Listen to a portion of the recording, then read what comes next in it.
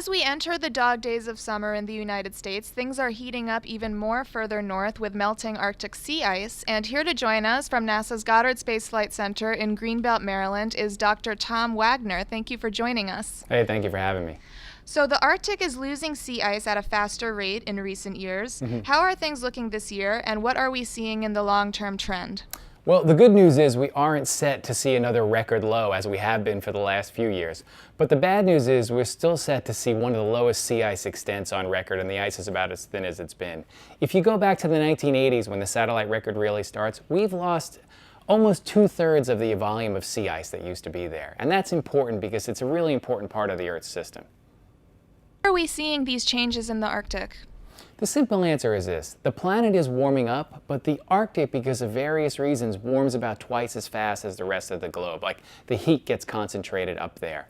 And that's causing us to lose sea ice and also lose ice from all the glaciers around the Arctic. One of the most important changes is that as the ice recedes, water is a darker color, so it absorbs more of that incoming sunlight. One of the ways I like to think about it, the Arctic sea ice is kind of like a mirrored hat on the top of the planet, and we're taking that hat off. What is NASA doing to understand these changes? So NASA does a couple of different things. The first thing is we study the Arctic with satellites, and you need satellites to do it because the scales we're talking about are continent level. And we use satellites like ICESat, which has lasers that go down and bounce off the surface and tell us how high or how thick the ice is.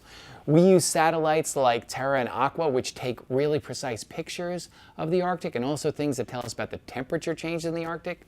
And we have this whole myriad of other satellites that tell us about the composition of the atmosphere and the characteristics of the clouds. But on top of that, NASA is kind of the leading agency for aircraft studies of the Earth. And we have some major missions like IceBridge and ARISE, which is going out this fall. We take aircraft that are literally festooned with instruments to study the Arctic. How will these changes affect the United States?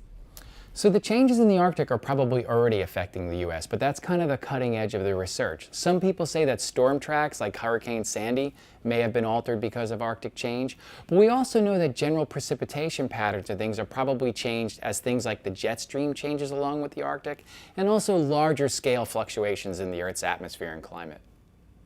Where can we learn more? One of the easiest places to go to is nasa.gov. Dr. Tom Wagner, thank you very much for joining us. Thank you for having me.